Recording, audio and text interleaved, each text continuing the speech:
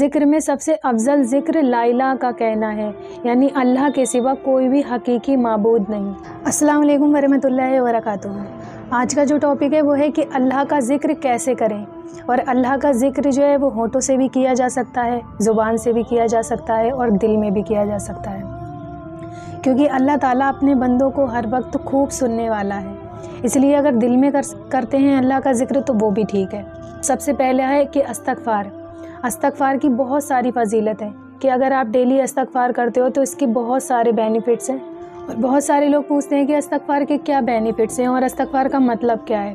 استغفار یعنی توبہ کرنا۔ ہم اللہ سے توبہ کرتے ہیں اپنے گناہوں کی، کیونکہ ہمیں نہیں پتہ ہم سے کون سے گناہ کب ہو رہے ہیں، کبھی ہماری آنکھوں کے ذریعے، کبھی ہاتھوں کے ذریعے، کبھی پیروں سے، اور بہت زیادہ تر جو ہے وہ زبان سے ہوتا ہے۔ اکثر کہ ہم کبھی غلط سن لیتے ہیں، کبھی غلط دیکھ لیتے ہیں، یا کبھی غلط بول دیتے ہیں، تو ہمیں اللہ سے ہر وقت توبہ کرنی چاہیے، یعنی استغفار کرنا چاہیے۔ صحیح مسلم کی حدیث ہے، نبی کریم صلی اللہ علیہ وسلم نے فرمایا کہ اے لوگو، اللہ کے حضور توبہ کیا کرو۔ میں دن میں 70 سے زیادہ مرتبہ اللہ کے حضور توبہ کرتا ہوں، کیونکہ ہمارے گناہ ہی ہوتے ہیں جو ہماری بے سکونی کی وجہ بن جاتے ہیں، تو اس لیے ہمیں اللہ سے زیادہ توبہ کرنی چاہیے، یعنی استغفار کرنا چاہیے۔ اور استغفار کو کثرت سے کرنے سے یہ اسٹریس کو دور کرتا ہے، سیڈنس اور جو بھی پرابلمس ہوتی ہیں اس کو دور کرتا ہے۔ تو زیادہ سے زیادہ استغفار کریں، اللہ سے توبہ کریں۔ اللہ تعالیٰ اپنے بندوں کی توبہ پر اس شخص سے زیادہ خوش ہوتا ہے جس کی سواری کھو گئی ہو، یعنی سواری بھی ایسی کہ ایک شخص ریگستان میں چلا اور اس نے اپنے ضروری سامان، کھانے پینے کا، پانی، سارا ایک اونٹ پر لاد دیا، اور وہ اونٹ جب وہ وہاں پر آرام کرنے کے لیے بیٹھا اور وہ اونٹ کھو گیا، جب اس نے دیکھا تو وہ اونٹ اس کے پاس نہیں تھا، اور وہ سب طرف ڈھونڈتا ہے، تھک ہار کے وہ پھر سے وہیں بیٹھ جاتا ہے، اور پھر جب وہ دیکھتا ہے تو اس کا اونٹ اس کی طرف چلا آتا ہے اور اس کے پاس آ کر کھڑا ہو جاتا ہے، تو اس کو اتنی زیادہ خوشی ہوتی ہے۔ تو اللہ تعالیٰ اپنے بندوں کی توبہ پر اس شخص سے زیادہ خوش ہوتا ہے۔ اور حضرت علی کا ایک قول ہے کہ زیادہ سوچنے سے بہتر ہے کہ استغفار کیا جائے، کیونکہ زیادہ سوچنا انسان کی مشکلات کو اور بڑھا دیتا ہے، اور استغفار مشکلات کا حل ہے۔ تو کوشش کریں کہ زیادہ سے زیادہ توبہ کریں اور استغفار کریں۔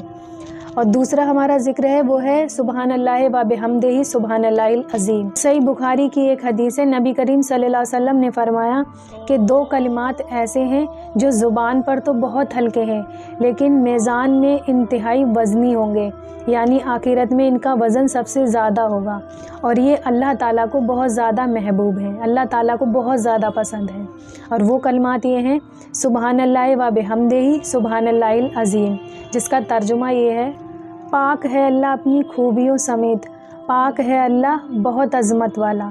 اور صحیح بخاری کی ایک حدیث ہے، نبی کریم صلی اللہ علیہ وسلم نے فرمایا کہ جو شخص دن میں 100 مرتبہ سبحان اللہ و بحمدہ کہے، صرف سبحان اللہ و بحمدہ، تو اس کے گناہ سمندر کے جھاگ کے برابر بھی ہوں معاف ہو جائیں گے۔ اور جو شخص صرف 1 مرتبہ کہتا ہے سبحان اللہ العظیم و بحمدہ، تو اس کے لیے جنت میں ایک کھجور کا درخت لگا دیا جاتا ہے، جس کا ترجمہ یہ ہے پاک ہے اللہ اپنی تعریفوں کے ساتھ۔ اور نبی کریم صلی اللہ علیہ وسلم نے فرمایا کہ 4 کلمات ایسے ہیں جو اللہ تعالیٰ کو بہت زیادہ محبوب ہیں۔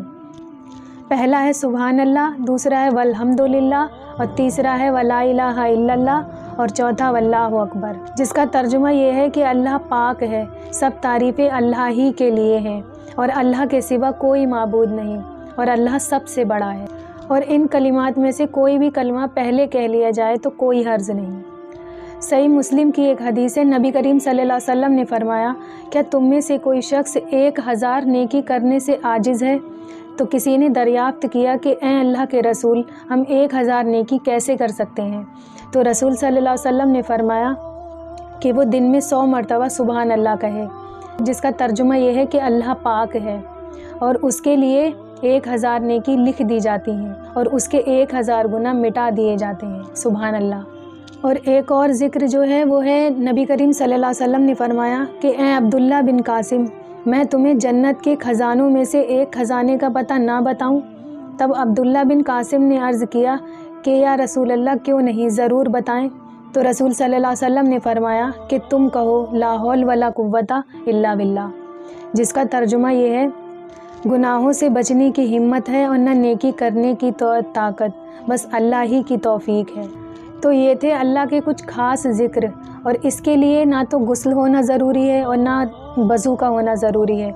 ये आप कभी भी किसी भी वक्त कर सकते हैं, और इस ज़ुबान से भी कर सकते हैं, होठों से भी कर सकते हैं, और अपने दिल में भी कर सकते हैं, क्योंकि अल्लाह ताला हर वक्त खूब सुनने वाला है। सही मुस्लिम की एक हदीस है, अबू हुरैरा रज़ी अल्लाह ताला अन्हु से रिवायत है कि नबी करीम सल्लल्लाहु अलैहि वसल्लम ने फरमाया कि अल्लाह ताला के कुछ ख़ास फ़रिश्ते हैं जो अल्लाह ताला की ज़मीन पर चक्कर लगाते हैं, और वो अल्लाह ताला के ज़िक्र की मजलिसें तलाश करते हैं। और जब वो कोई ऐसी मजलिस पाते हैं जिसमें अल्लाह ताला का ज़िक्र होता है तो वो वहाँ उनके साथ बैठ जाते हैं, और वो दुनिया को और आसमानों को अपने परों से ढाँप लेते हैं, और जब मजलिसें ख़त्म हो जाती हैं तो वो आसमान की तरफ वापस लौट जाते हैं।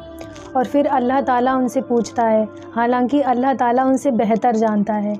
अल्लाह ताला उनसे पूछता है कि तुम कहाँ से आए हो, तो वो अल्लाह ताला से फरमाते हैं कि ऐ अल्लाह ताला, हम तेरी ज़मीन से, तेरे बंदों के पास से होकर आए हैं, जो तेरा ज़िक्र कर रहे थे, वो तेरी पाकीज़गी बयान कर रहे थे, तेरी बड़ाई कर रहे थे, और सिर्फ़ तेरे ही माबूद होने का इकरार कर रहे थे, और तेरी हम्दो सना बयान कर रहे थे। तो अल्लाह ताला उनसे फ़रमाता है कि वो मुझसे क्या मांग रहे थे, तो वो अल्लाह ताला से कहते हैं कि या अल्लाह ताला, वो तुझसे तेरी जन्नत मांग रहे थे। तो अल्लाह ताला उनसे पूछता है, क्या उन्होंने मेरी जन्नत देखी है? तो वो कहते हैं कि अल्लाह ताला नहीं देखी है, और अगर देखी होती तो किस तरह मांगते। और फिर अल्लाह ताला उनसे पूछता है कि वो किस चीज़ से पनाह मांग रहे थे, तो वो फरमाते हैं कि ऐ अल्लाह ताला, वो जहन्नम की आग से तेरी पनाह मांग रहे थे। तो अल्लाह ताला फरमाता है, क्या उन्होंने मेरी जहन्नम देखी है? तो वो कहते हैं कि या अल्लाह ताला नहीं देखी है, और अगर देखी होती तो वो किस तरह तुझसे मांगते। तो अल्लाह ताला फरमाता है कि उन्होंने जो मुझसे मांगा मैंने उनको दिया, और उन्होंने जिस चीज़ से मेरी पनाह मांगी मैंने उनको पनाह दी। और वो फरिश्ते कहते हैं कि अल्लाह ताला, उसमें वो शख्स भी मौजूद था जो सख्त गुनहगार था, लेकिन उसका इरादा न था, और वो ऐसे ही आकर बैठ गया था।